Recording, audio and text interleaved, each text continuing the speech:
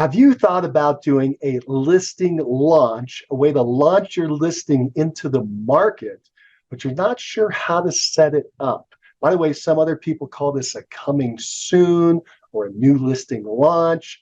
If you're looking for how to set that up, and I'll just share how I'm setting that up, then you're in the right place. Let's talk.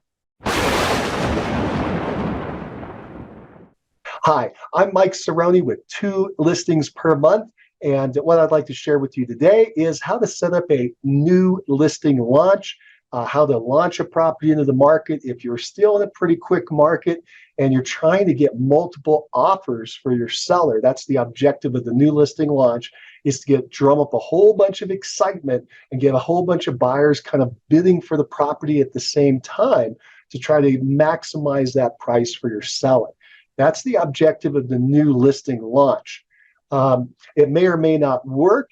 I actually just did a new listing launch and it didn't result in an offer. So then you just turn and go into traditional marketing. And so that was no problem because, again, I'd already discussed that with my seller and told him what the process was. And there's no big surprise. He's just like, oh, okay, well, now we're going to move into the next phase. But what I'd like to do here is I'd like to show you kind of my idea of how to set it up and outline it. There are certainly other ideas out there. And before I show you, though, I do want to mention that all the rules are different in each state and each MLS area. And so make sure that you talk to your broker in your MLS, maybe even an attorney, because I'm not giving any legal advice here. I'm just showing you how I am setting up a new listing launch so that you can kind of take this idea and see if it would work in your market. And then if it does, then great, you've got at least an outline or a start to an outline. Sound fair? All right, cool. So what I'm going to do is I'm going to show you kind of an outline that I created to keep myself on track.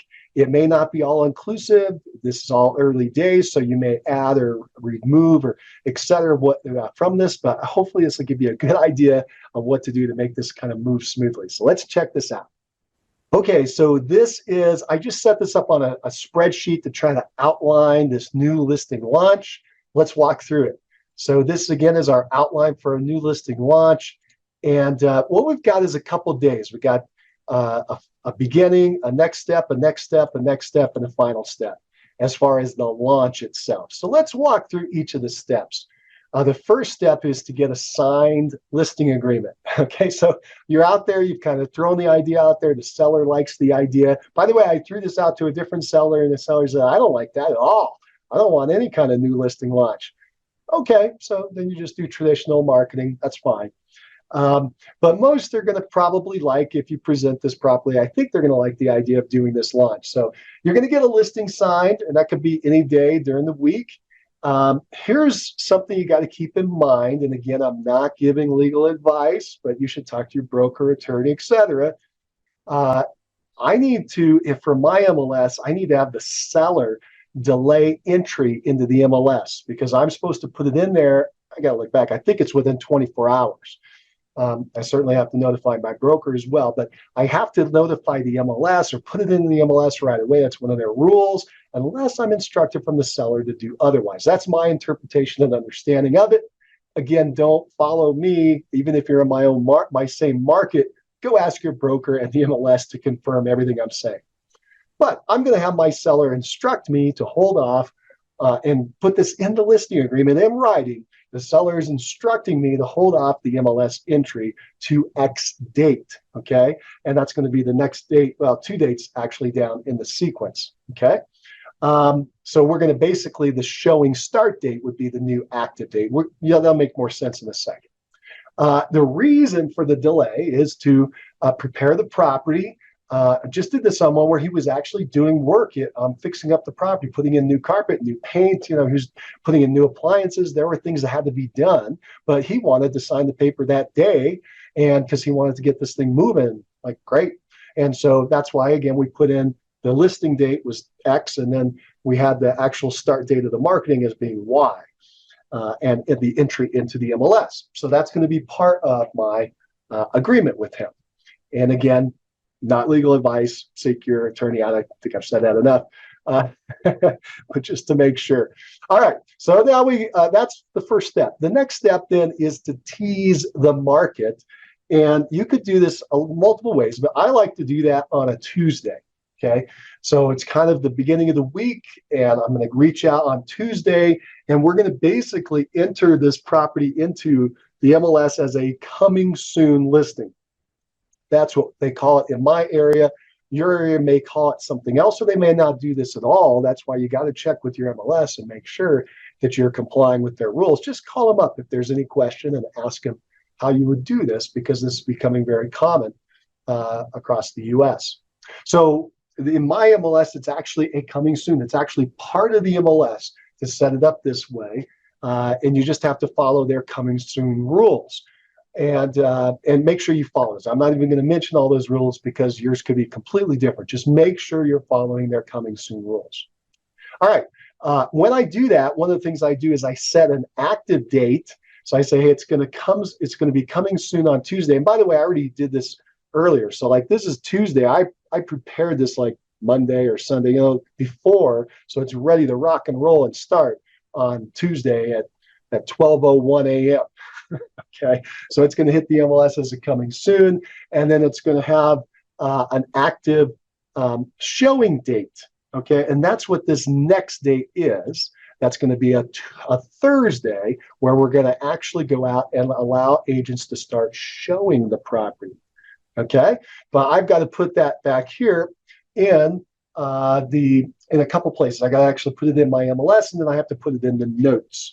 And that's what this next thing is, which is give all the data or explain how the process, give all the data was enter the MLS listing. It's going to be a complete MLS listing, all the information, hopefully with photos and everything else as well. If not, you can tease with photos. You can have no photo or just one photo, maybe a photo you took on your camera, and you're going to have pro photos come in later, etc. There's a lot of ways to kind of play with this teasing of the market. You want to give enough that people, it whets their appetite, the buyers out there, and they talk to their agents and they get them excited about the property as well. All right, so then we're going to outline in the private remarks, in my MLS, there's remarks that go between agents. And so in the private remarks, you're going to write out the offer rules. That's the way I list it. You could say guidelines or rules. And then in there, I'm going to say the showing start date. I'm going to say the offer submission date and time. I like 5 p.m., as you'll see why in a minute. And an offer review date, which is also the offer acceptance date. I want them to know what the game is and that this is when we're going to be doing things. And then I also like to add that the listing agent works Monday through Friday, 9 a.m. to 5 p.m. Okay. I don't know why we all don't do this. And then, and by the way, that's in my listing agreement with my seller. When I present that to the seller, he's like, yeah, that makes complete sense. I'm like, good. Okay, we're all on the same page. And then, so I'm going to make all dates, deadlines within that time frame. So I'm going to mention that to them in these private remarks. And then also be sure to enter into your showing service so that when things start on Thursday, in my example, the next date, the start showing date, that everything is lined up and agents can set up a showing. In fact, they can schedule a showing early, but it just wouldn't start till Thursday. And that can happen. They can back up and start loading up that Thursday, which is pretty exciting. All right. So, and then blackout dates would be any date before when the seller and I agreed that we were going to start showings. Okay. And in our case, what we would have had in our agreement was that the start showing date would be Thursday. Okay. Because I've outlined all this to them, just in a different format. All right, and then it's at that time, it's going to go active in the MLS. So in mine, it automatically occurs. You may have to go in and actually make it active, depending on your MLS and how they work as far as this type of process. At that point, showing start. And by the way, nobody can show, not even me, prior to that time frame. That's the way the rules are in our MLS. So make sure you're following the rules. Make sure you understand the rules. And then you're going to answer any questions that come in from agents and or maybe buyers. And then you're going to, if any offers come in early, by the way, even though I've got this all outlined, I'm still going to present those offers or forward them out to my seller and then just say, hey, I'm going to talk the strategy with the seller of recall what we're trying to do here is we're trying to get a whole bunch of buyers excited on your property to come in on that Monday. So I recommend you let me go back and let them know that they need to put their offer acceptance deadline down the road. And tell them exactly what we're doing, as far as tell the buyer agents exactly what we're doing. And they're aware that this market's happening this way. And I think it's only right to be cordial and upfront and explain what's going on. It's better for everybody involved. It may be frustrating, by the way, because they want to get their offer accepted. I can appreciate that, but I work for the seller. So anyway, I'm going to talk strategy with the seller.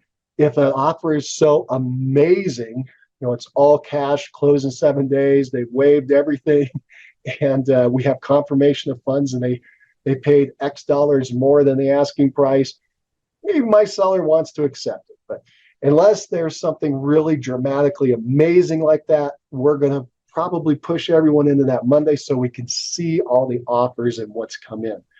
Again, I'm not giving legal advice. Talk to your broker. Just talking about how I would structure this if I were setting it up and talking to my seller. And all right, let's keep moving. So that is what would happen on Thursday. So now we're going to get showings on Thursday, Friday, Saturday, Sunday over the weekend. And then on Monday, we have our offer submission deadline. That's when all offers need to come in, and I give them a deadline of what time. It's typically Monday at 5 o'clock in my area. You could do a different time. You say Monday at 1 o'clock. You could say, if you like to work late, Monday at 10 o'clock, p.m., whatever you want to do. But for me, it's going to be 5 o'clock that day. And I'm going to let them know all the way back here. And remember, I gave them the agents. I say they and them. I'm probably confusing you, but I give all the agents the offer acceptance deadline of what we recommend in their contract. And that's going to be over here, offer review on Tuesday, following Tuesday. So on Monday, the offers have to come in, though. That's the offer submission deadline by 5 o'clock. Then any offers that come in, we're going to forward to our seller. And then we're going to schedule a time in the morning with the seller to review the offers. Okay, that gives me a little bit of time to check things out, get them all outlined. I like to outline all the offers, make sure I know exactly what's in them, maybe do some due diligence, call the lender for the buyer, or if it's cash, call the bank and find out what's going on to make sure that this buyer is a legitimate buyer. My sellers want me to do that. I imagine they want you to do that too. And then we go on to offer review. And that's where the seller and I are going to get together that morning. It's going to be the Tuesday morning. We're going to review the offers either in person or over the phone or some combination of the two. And then we're going to we're either going to accept one of the offers, reject, which I don't recommend, but you certainly can if you have a crazy lowball or something. And then a counter offer would be typical. I may have there's all kinds of things that can happen from there. Again, this is where you should bring your broker in if you haven't done this before and make sure you're comfortable or an attorney to bounce this off of. But you may want to end up having all the buyers bring their highest and best, or, maybe there's, in my experience in the past, when I've been in a lot of multiple offer situations, you'll usually have one or two or three that really rise up, that they look really strong. And you're like, these people have great financing, right? Or these people have great dates that are matching up with the seller's dates. And then you're going to try to get those top three or whatever that are looking really strong they can close this thing, right? You're going to try to maybe have them bid against one another, okay? Or sometimes it'll be so obvious and you pick one and you try to get them to go up to the highest price. I know that sounds weird. It's kind of nebulous like that because it's kind of an art. But as an example, if you have someone who has financing in the minimum down versus someone who has cash and they can close super fast, those are two different offers you're going to probably treat differently and give one a little more weight than the other. Saying that, I just was watching a negotiation a while back. I know that sounds weird, but just the dynamics of it. I was not an agent. I was not the client. I was watching a negotiation, and basically they actually had some super high offers, but once you dug into the terms were so ugly that the seller said, I don't want that, even though the offer price was, they offered way more than the asking price. Okay, so terms become really important in these negotiations. So make sure you thoroughly read through those agreements. Make sure if there are any addendums, anything extra that got popped into that contract or that agreement, you're looking with a fine-tooth comb for anything like that to be a gotcha for your seller. Don't just look at the price and the close date. You need to look at everything else in that agreement. I'm sure you're aware of that, but I just want to point that out. In that one that I was watching, 3 offers came in, and the seller ended up negotiating with the lowest offer because it was the strongest buyer. Okay, the other 2 had higher prices, but they have really weird terms. And so they went into the lower one, the lower price, and negotiated that lower price up beyond the second best, but not as high as the best. And they were very happy with that situation because they needed, the bigger picture of the close date and the terms. Anyway, you get my point. I'm speaking nebulously, but on purpose. Hopefully that is helpful. All right, so this is the outline. I've been trying to leave it up here as well so you can take a quick screenshot of it. Just notice over here what I've written. This is not legal advice. Talk to your broker, attorney, or MLS first.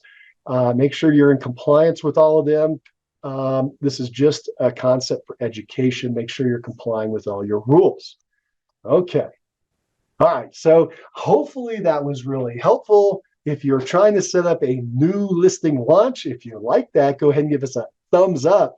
And if you like this, go ahead and tell me down in the comments that you thought that was good. Maybe you'll try a variation of this that matches your market.